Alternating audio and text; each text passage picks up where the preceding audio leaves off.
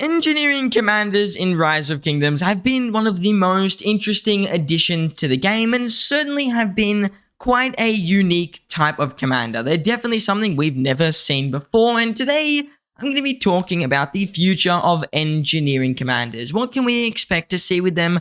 Do I think they'll become meta? Do I think that they're going to see a big rise within the next few years? Should you even invest in an engineering march? Today, I'll be talking all about it and everything I think about engineering. So if you're interested in engineering and siege marches in general, you want to stick around to the end of the video.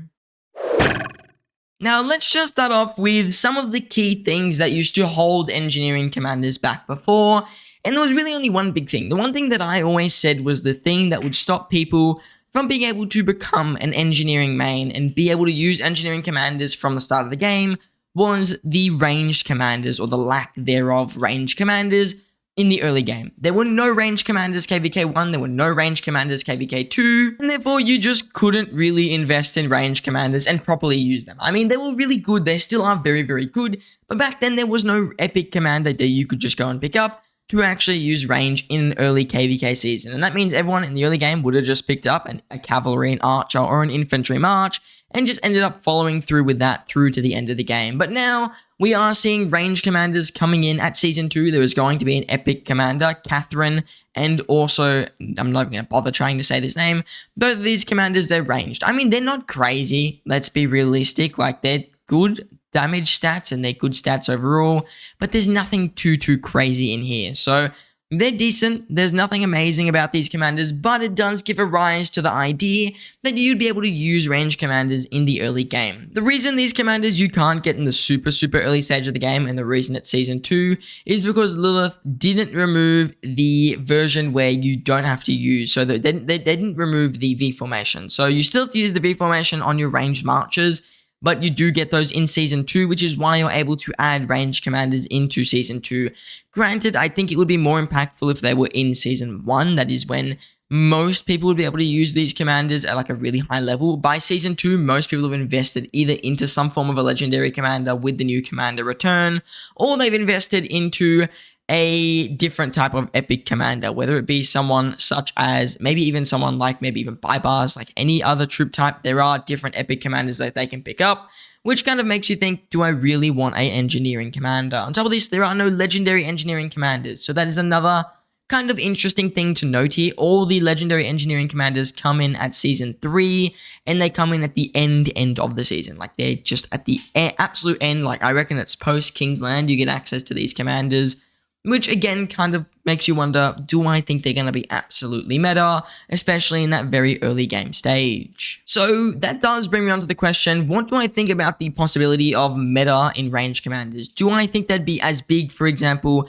as range damage in Call of Dragons, where pretty much everyone is using ranged, and if you're not, you're probably a whale? Well, to be honest, I don't know if they're going to reach that level right now. The reason I say that, the fact that you have to get to Season 2 first kind of makes me think, I doubt they're going to get to that end game level where everyone wants to run them. Now, I think they're going to see a bit of a pickup over the next couple of years, maybe the next year or so, with a lot more earlier game players. But I do think these commanders will see a higher level of usage over the next year. That's just because people in the early game can get access to them. I'm presuming they're going to make ranged equipment into KVK2 as well. I don't see why they wouldn't. And that means you're going to be able to use them in the early game, carry that on through to Season of Conquest. And there, they are some of the best trading marches in the game. So there's a very good chance we see a bit of a rise in that. Again, the only thing I think that's holding them back is the idea of a commander investment. So let's say you put legendary sculptures into a commander like YSG. Well, you're going to be stuck with that commander until you reach Season of Conquest. And when it comes down to engineering, there is no legendary commander for them to use that on, so you don't really get the benefit of a commander return. You just have to hold your sculptures until then. So I think it's going to kind of come down to one thing: how powerful are these commanders going to be? If they're really powerful, these epic commanders could be good enough to make ranged very meta. But if they're not powerful enough, then I doubt they're going to really push hard into the main meta thing like Call of Dragons, where you only use ranged commanders and you use nothing else. Now, I doubt that's going to happen. If this was like a really early game, like if you could get these guys in preparation season, I could see it happening. So in the really early stages of Rise of Kingdoms, if they did release there, I'd see it being a possibility. But until then, I don't know about it being fully feasible. One thing that could kind of help ranged commanders is the idea of there being the Mayan civilization. Now, I don't know how that civilization is going to work because you won't get an epic commander until KVK 2. So either they're going to give it another epic commander that's just going to be pretty meh, or they're going to have to implement it so that it's only usable from KVK 2 and beyond, which would be very weird. So I'm not sure what Lilith is going to do with the Mayan civilization. I haven't looked too much into it. Maybe they've spoken about it. But again, I think that's going to kind of impact the effectiveness of these ranged commanders. Will they have that extra early game potential that a lot of people want?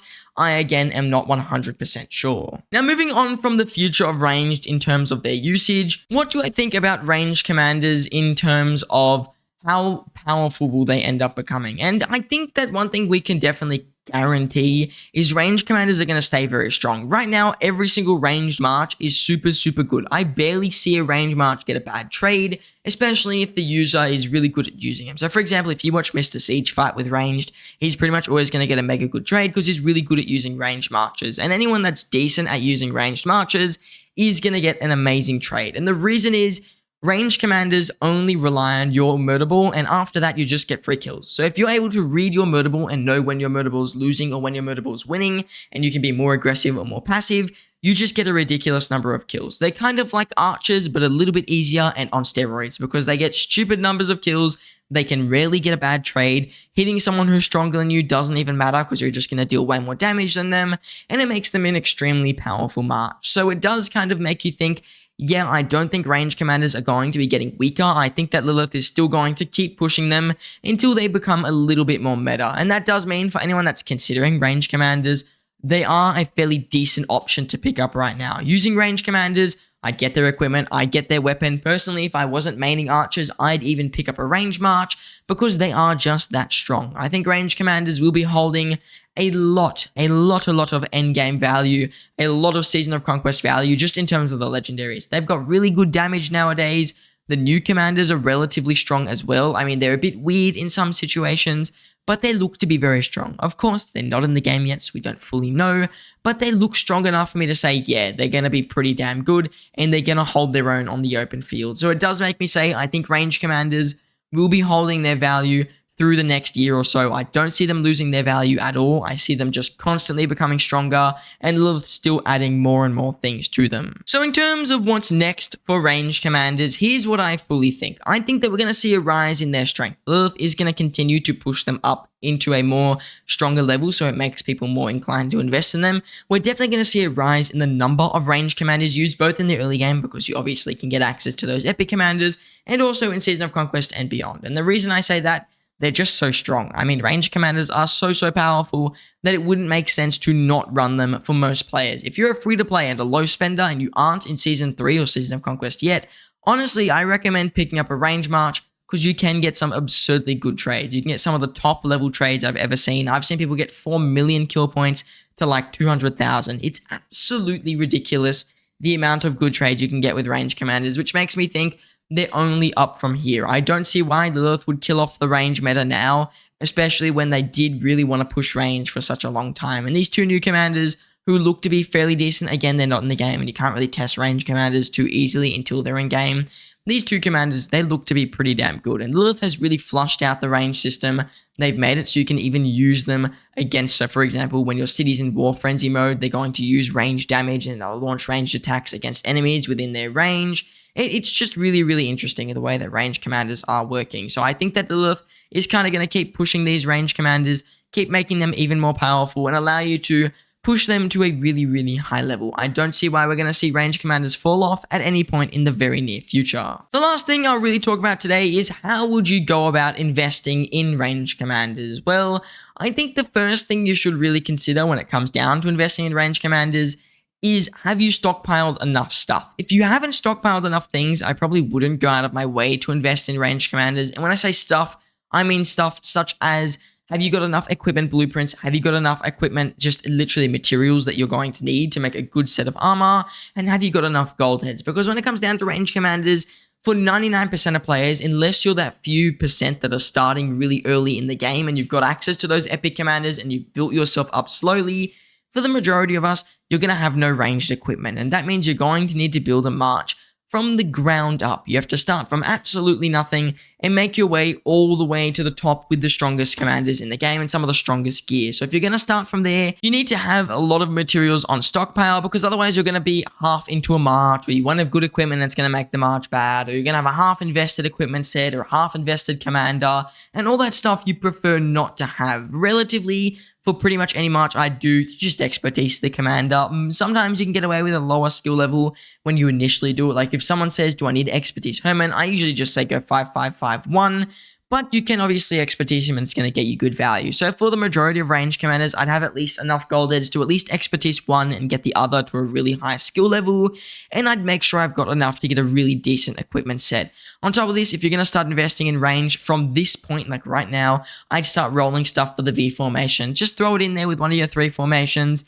Maybe let's say you were running wedge, arch, and then you just put V in there. That is a really good way to do it. You can also travel with the 3 formations, wedge, arch with the V formation, if you were looking to get yourself more stuff for the range, because the V formation is obviously very useful. You must have it on all the marches, so it's a really easy thing to invest in. So whenever it comes down to it, you don't really need to be worried about the V formation being power crept, because why would Lilith add another range formation? It wouldn't make sense.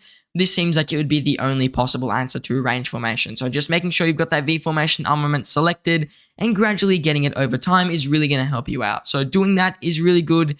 Making sure that you've got the equipment set and making sure that you've got a good amount of commander sculptures will help you out. If you're in the really early game, the first thing you would do is just invest in like a really weak epic march for KVK1. Maybe don't even fight in KVK1, which I know sounds a bit crazy, but if you have to not fight in KVK1, you might have to skip it.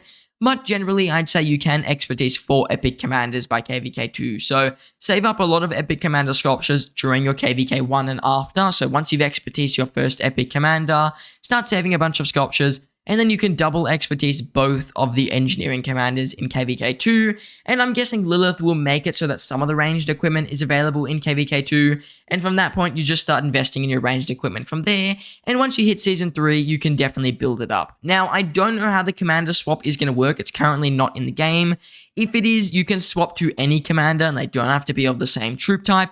Then you could swap one of your commanders. So let's say you did invest in YSG and you ran a YSG in your march instead of running like a range march in the early game, but you worked on your ranged equipment or whatever.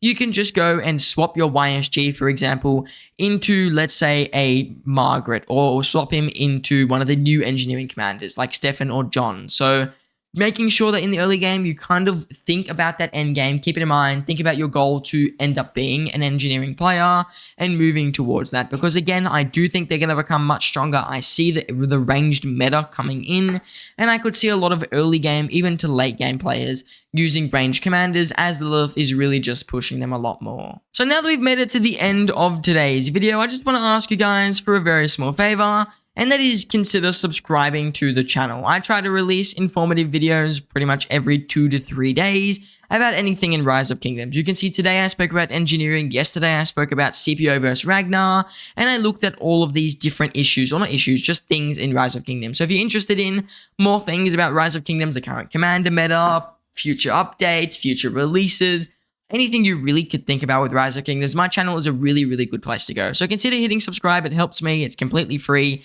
and I very much do appreciate it. Other than that, I just want to say I thank you all for watching, and I hope to see you in the next one.